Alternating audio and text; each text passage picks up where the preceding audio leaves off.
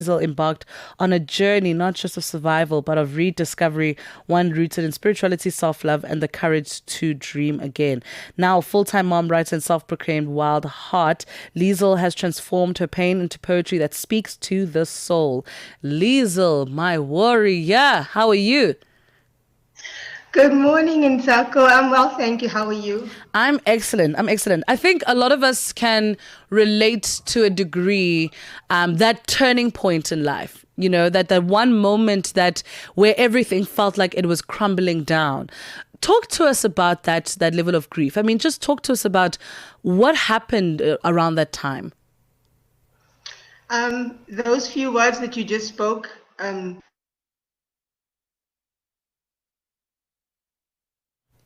Oh, Liesel. it says so much because that a wife and a mother, career, and Lisa, do you mind if we take it from the top? It seems like your network is, giving us a bit of a round. I think if you can just move around a little bit so that we can have a proper chat. Can you kickstart that conversation again, please? I can do that. Let's see. Lovely. I can hear you. Okay, can you hear me now? Perfection.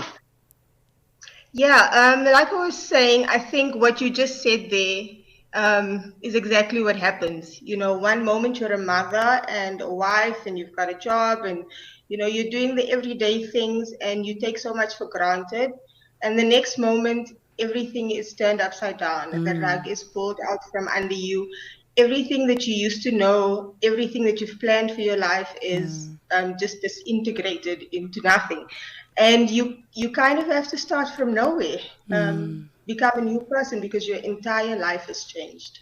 But talk to us about that. I mean, you don't just kind of wake up and say, I want to be new, especially when you're forced into that level of grief, by circumstances. What are some of the processes that people don't necessarily speak about regarding grief? What don't people see? Grief is such a difficult thing to discuss. I think we all can relate to when someone loses someone close to them. You don't actually know what to say to them. You can't exactly empathize because you aren't necessarily in their shoes or haven't necessarily been in their shoes. I think it's a long process. It's been 8 years for me since I lost my husband, and I'm still grieving. You go through so many phases where you have to deal with so many emotional things, and at the very same time, you have to deal with real life. And I think what's important as well that people don't necessarily realize is just the understanding. And nothing is the same. I think it's also just the understanding of your new reality. The adjustment to what you thought was to what currently is. And I know that a lot of people really do struggle with that quite a lot. Talk to us now about when you decided that, you know what, as much as I am grieving, I do deserve a chance at this life thing. Talk to us about that process of now the becoming. I think, first of all, we don't really know how to deal with emotional pain or our emotions in general.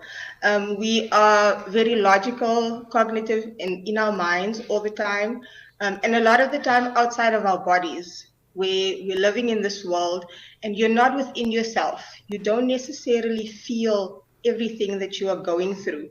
And having such a tragic, such a difficult, such a painful thing happen to you, it brings you back into yourself. You are overcome with so much emotion and so much pain that you have no choice but to have to deal with what you're feeling.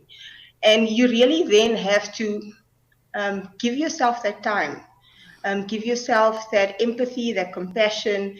And I didn't do that in the beginning. I tried to just go on with life and try to hold the life that I had together while it was falling apart.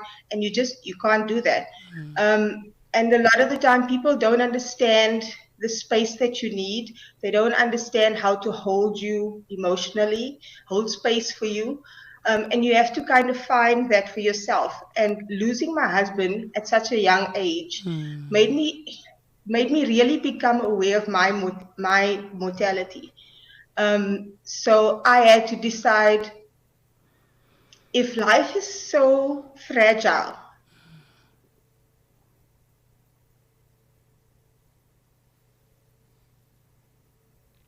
Oh man. what am I going to do with it? How am I going to that recognition is where information starts. Lisa, do you mind if you pick up from when life is so fragile? I think we lost you for a bit. Okay, so when you realize how fragile and fleeting life is, it sort of changes something within you at a fundamental level where you have to decide, how do I want to live? You know, you sort of wake up from a sleep. Who do I want to be? And how do I want to feel? What is it that I want to create in this world? And you're no longer just floating through life and letting everything happen to you. But now you're so aware that you have to intentionally live and decide, almost curate your life and decide, how do I want to be? What do I want to do? And who do I want to be?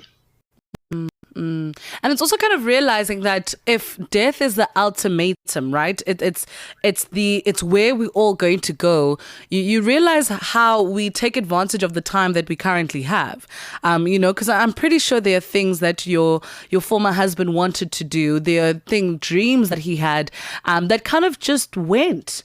So I'm glad that you're able to turn this around. But writing is now a very interpersonal thing. I mean, I don't think we understand the process of physically putting something to paper, your feelings, your emotions, and the creativity that it requires. How did we get into that? I've always been a writer. I think I've been writing since I was in primary school. I've always loved reading and writing and books, but I never wrote poetry. And I found that poetry was the only thing that I could actually find to express what I was feeling. You have to have an outlet for what you're feeling and what you're dealing with. You need to find something that will help you understand what you're going through. And poetry was that for me. So I started journaling soon after my husband passed away.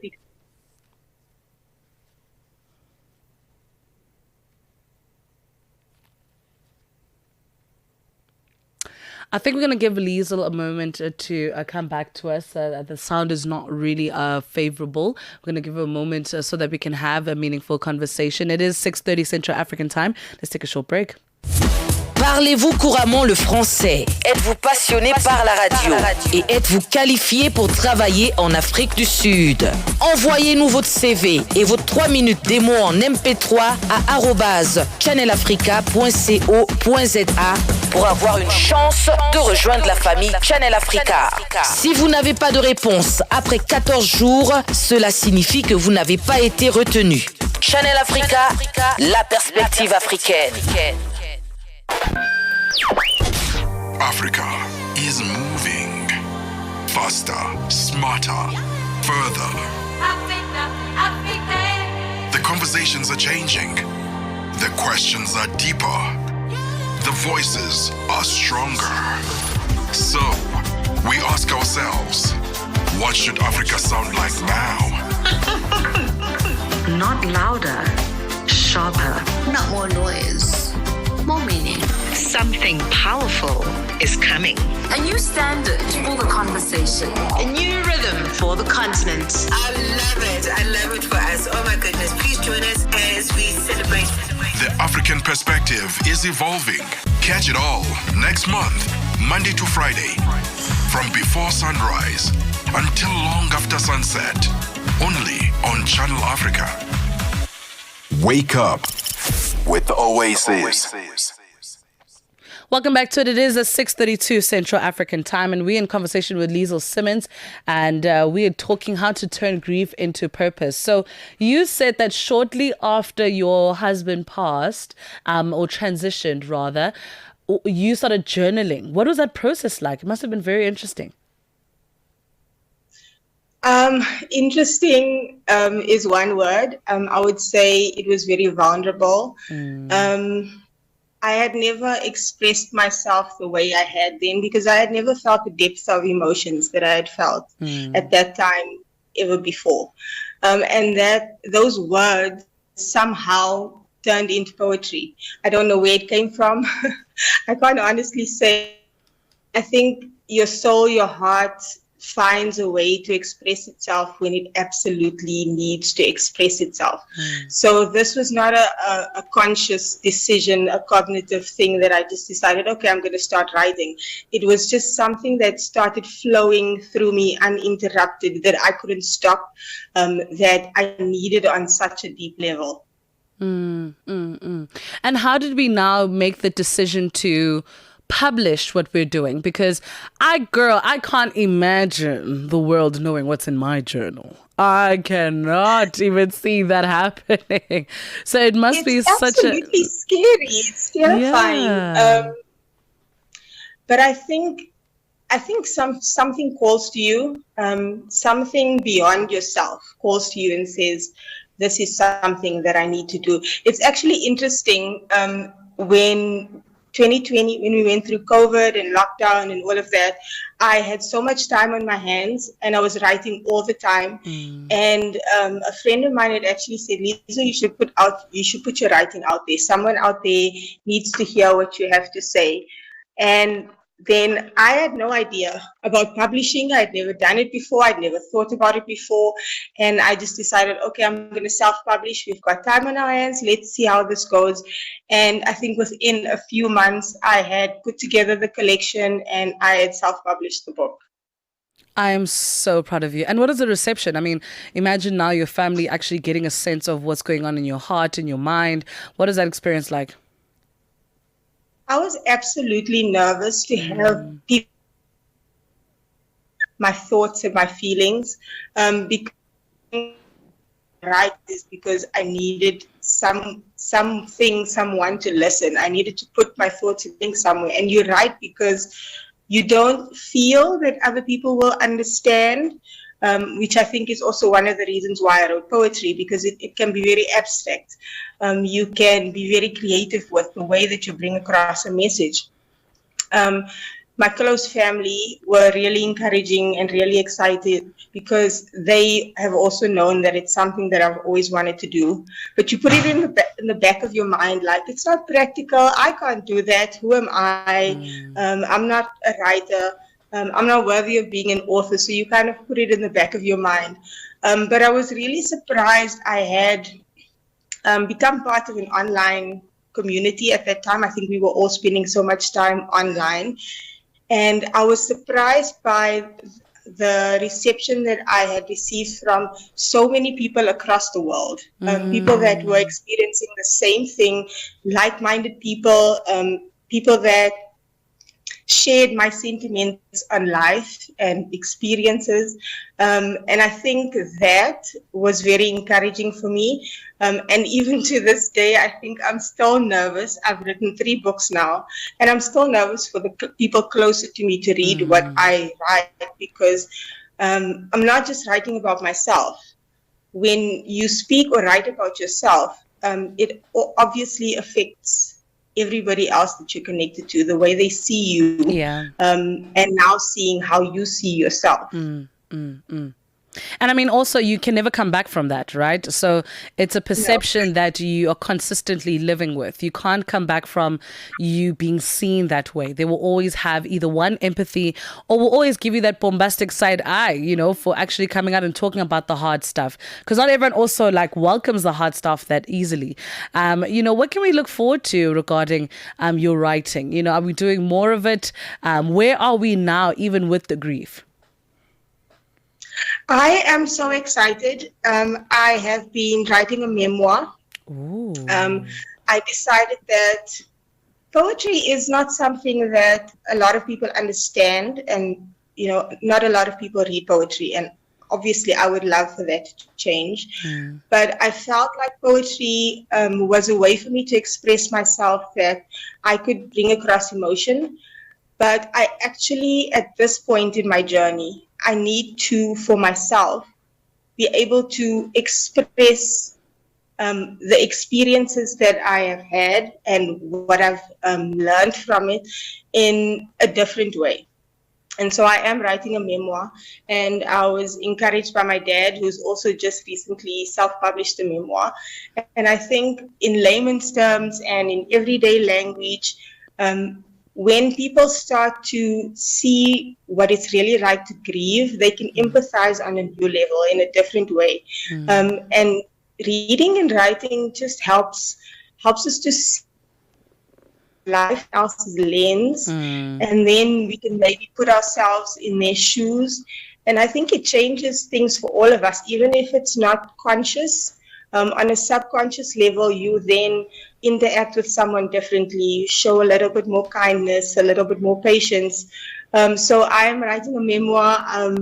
This is a lot more challenging than writing a poetry collection. It's taking so much longer, but I'm looking forward to that journey for my own healing, to be able to say exactly what I went through, what I experienced, and how it made me feel, for me to be able to move past it and maybe just help someone else in the process. Where do we find the book? Where do we find you? Where do we find your, where can we find your wonderful memoir that is going to be coming up? Where can we find all the fun stuff? I am self-published, and you can find all 3 of my poetry collections on Amazon or on most online book platforms. You can also find the links through my social media. All of my social media is at Lezel Simons.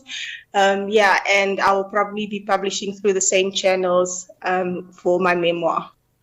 Lezel, thank you so much for your vulnerability. I don't think we understand how much strength it takes to be able to open up to this degree. A lot of people love to dress up grief quite well, but you're saying it's real, it's raw, and it's here. So thank you so much for giving us your time today. Thank you so much for having me, Ntsako. Amazing. That was Lezel Simons there, who is a self-published poet, and she is writing her memoir currently. Well, now, what are you busy with? Busy going through people's phones, busy going through things. Hey, put on a pen to paper. Get busy, man. It is 6:40 Central African time right here in the Oasis.